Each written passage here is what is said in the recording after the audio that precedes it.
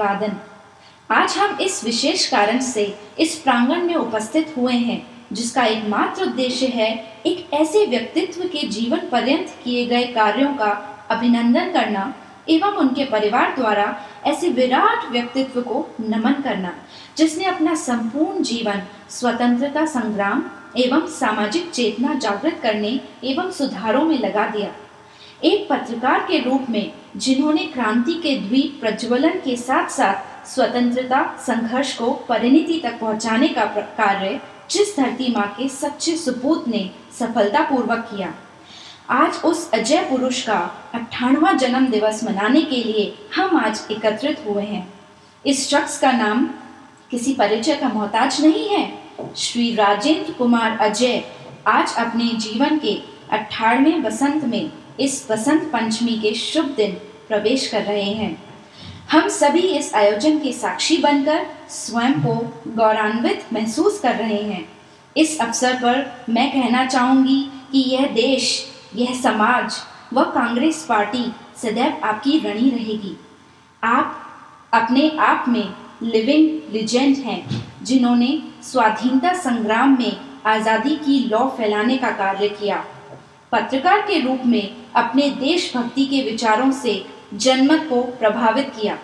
सामाजिक कार्यकर्ता के रूप में आपने मीणा जाति के उत्थान हेतु मीणा आरक्षण दिलवाने में महत्वपूर्ण योगदान दिया।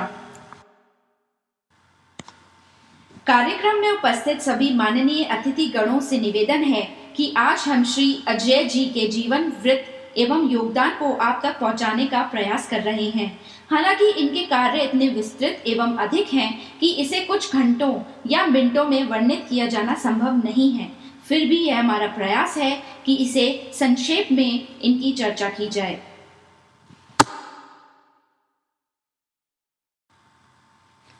श्री राजेंद्र कुमार अजय जी का जन्म अलीगढ़ उत्तर प्रदेश में दिनांक 14 फरवरी 1916 को हुआ। हालांकि उन दिनों भारत में वैलेंटाइन डे मनाने की प्रथा नहीं थी। आप माता श्रीमती हंसमुखी देवी एवं पिता श्री सीएम सक्सेना के जीवन में बसंत की तरह आए। माता साधारण गृहिणी एवं पिता शिक्षक थे। आपकी प्रारंभिक शिक्षा मूंगावली जिला गुना मध्य प्रदेश में हुई। तत्पश्चात 1932 में आपने कोटा के हार्वर्ड कॉलेज में प्रवेश लिया। बचपन से ही आप स्काउट एवं आर्य समाज के कार्यों से प्रभावित होकर सामाजिक उत्थान हेतु कार्य करने का निर्णय कर चुके थे। इसी कड़ी में आपने अखबारों में लेख लिखने आरंभ किए। कोटा में आपके साथ 4 साथी विश्व बंधु के नाम से प्रसिद्ध हो गए, जो कि समय समय में शैक्षणिक, साहित्यिक, कवि सम्मेलन आदि गतिविधियां चलाते थे। 4 विश्व बंधु में श्री नाथूलाल जैन वीर, श्री विमल कुमार कंजोलिया, श्री इंद्रदत्त स्वाधीन एवं राजेंद्र कुमार अजय जी।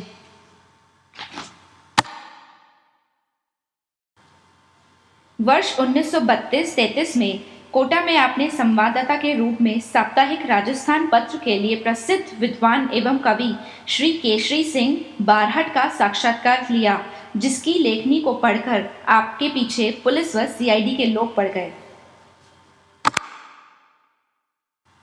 वर्ष 1934 में तत्कालीन कांग्रेस अध्यक्ष पंडित जवाहरलाल नेहरू ब्यावर से अहमदाबाद जा रहे थे। रास्ते में आपने एवं स्वाधीन जी ने बिछियावास गांव में तिरंगे झंडे लगाकर 500 किसानों के साथ रास्ता जाम कर दिया एवं श्री नेहरू जी से आग्रहपूर्वक संबोधन करवाया। इसी दौरान ब्यावर से अजमेर तक आपको नेहरू जी की कार में साथ में बैठकर यात्रा करने का अवसर प्राप्त हुआ, जिससे प्रेरित होकर आपने पढ़ाई त्याग कर कांग्रेस कार्यकर्ता के रूप में पंडित हरिभाऊ उपाध्याय के हटुंडी आश्रम में चले गए, जहां कांग्रेस पार्टी के लिए विभिन्न कार्यों को अंजाम दिया। वर्ष 1937-38 में आपने कांदेड़ा किसान सम्मेलन का आयोजन किया, जिसमें तत्कालीन जागीरदार के द्वारा सम्मेलन को कुचलने के लिए भेजे गए हाथी के समक्ष आप व स्वाधीन जी लेट गए, जिससे उन्हें हाथी को वापस ले जाना पड़ा। आपने अपने साथी उमेश मिश्र जी की राष्ट्रवादी कविताओं का संग्रह शंखनाद प्रकाशित करवाया, किंतु पुलिस द्वारा उसकी सभी प्रतियां जब्त कर ली गईं। हथुंडी आश्रम से आपको कांग्रेस के प्रचार के लिए मसूदा के विजयनगर, जालिया आदि क्षेत्रों में भेजा गया, जहां आपने पत्रकारिता के साथ साथ कांग्रेस के कार्यकर्ता के रूप में दिए गए कार्यों को बखूबी अंजाम दिया। आपके आलेख उन दिनों गणेश शंकर विद्यार्थी के प्रताप, आचार्य नरेंद्र दवे के संघर्ष में निरंतर प्रकाशित होते रहे। दिल्ली के अखबारों में आप द्वारा समाचार सामग्री प्रबुद्ध पत्रकार श्री चंद्रगुप्त वाणिज्य के माध्यम से भिजवाए जाते रहे।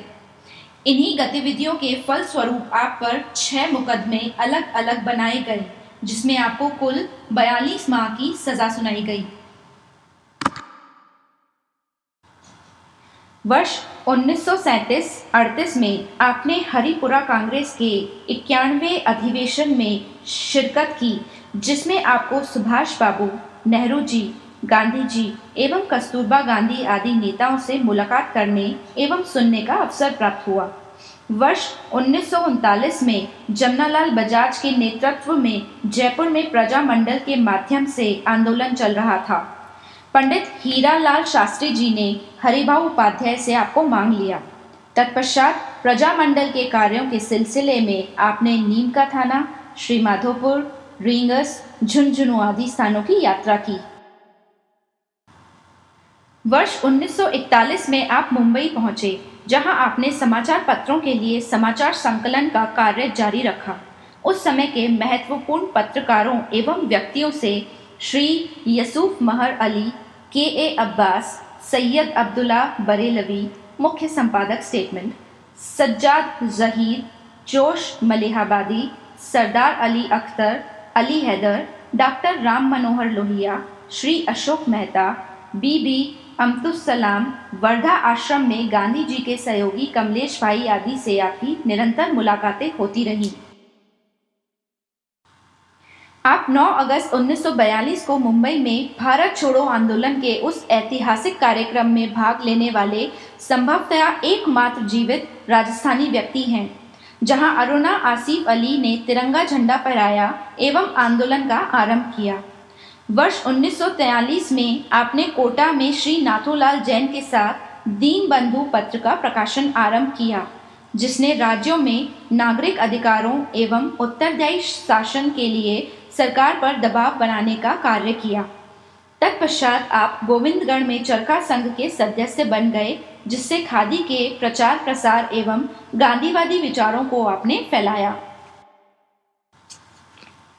फरवरी 1946 जयपुर से लोकवाणी दैनिक का प्रकाशन आरंभ हुआ, जिसमें श्री सिद्धराज ठड्डा संपादक थे तथा आप सहायक संपादक।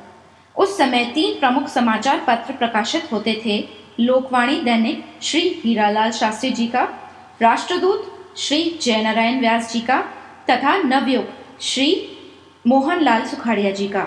इन सभी अखबारों में आपने किसी न किसी रूप में अपना योगदान दिया, किंतु पत्रकारिता के निर्भीकता एवं सिद्धांतों से समझौता नहीं करने के कारण कई बार आपने समाचार पत्रों से कार्य त्याग दिया। इसके अतिरिक्त आपने अमर ज्योति, गणराज्य, मशाल, चित्रा, नेता आदि समाचार पत्रों में भी लेखन का कार्य किया।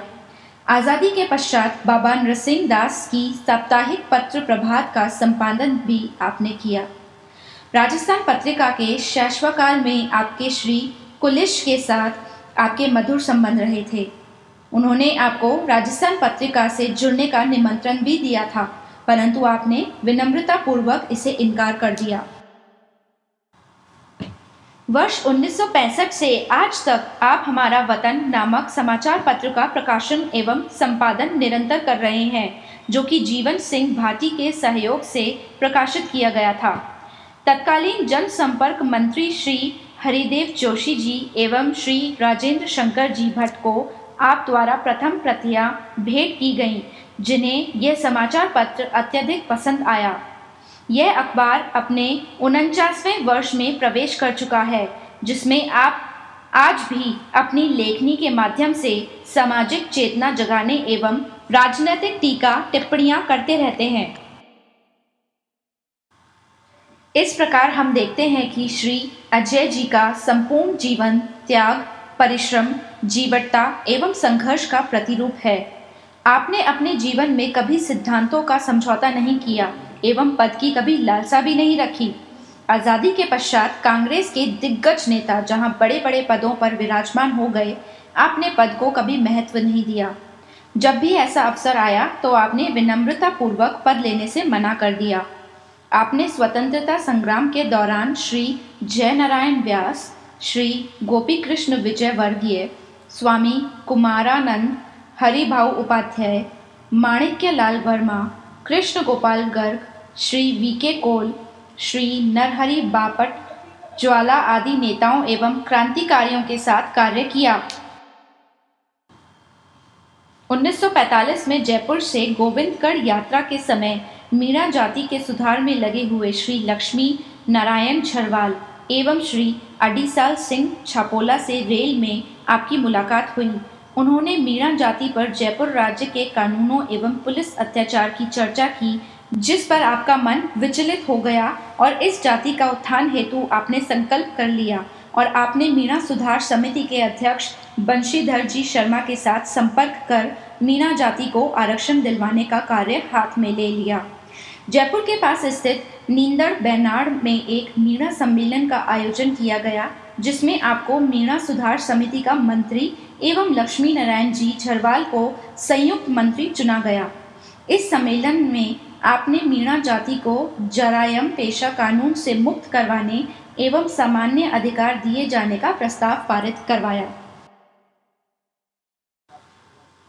29 से 3 दिसंबर 1945 को उदयपुर में देशी राज्य लोक परिषद का अधिवेशन आयोजित किया गया तथा उसकी अध्यक्षता पंडित जवाहरलाल नेहरू जी ने की। जय नारायण व्यास इसके मंत्री थे। आप एक शिष्टमंडल के साथ नींदड़ सम्मेलन में स्वीकृत जरायाम पेशा कानून विरोधी प्रस्ताव लेकर पहुंचे तथा स्थानीय नेताओं श्री माणिक्यलाल वर्मा, मांगीलाल पंड्या, ठक्कर बापाजी आदि को जरायाम पेशा कानून एवं प्रस्ताव की जानकारी दी।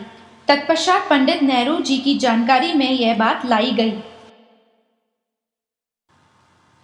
फलस्वरूप सम्मेलन में नींदड़ का प्रस्ताव जोड़ा गया। पंडित नेहरू जी ने इसे गंभीरता से लिया। काका कालेलकर कमीशन को जरायाम पेशा कानून की जानकारी करने एवं मीणा चौकीदारों के नागरिक अधिकार बहाल करने के संबंध में गठित किया गया तथा उक्त कमीशन के समक्ष आपने मीणा समाज का पक्ष मजबूती से रखा एवं इन्हें अति पिछड़ा सिद्ध किया, जिसके फलस्वरूप मीणा समाज को सहज रूप से आरक्षण प्राप्त हो सका।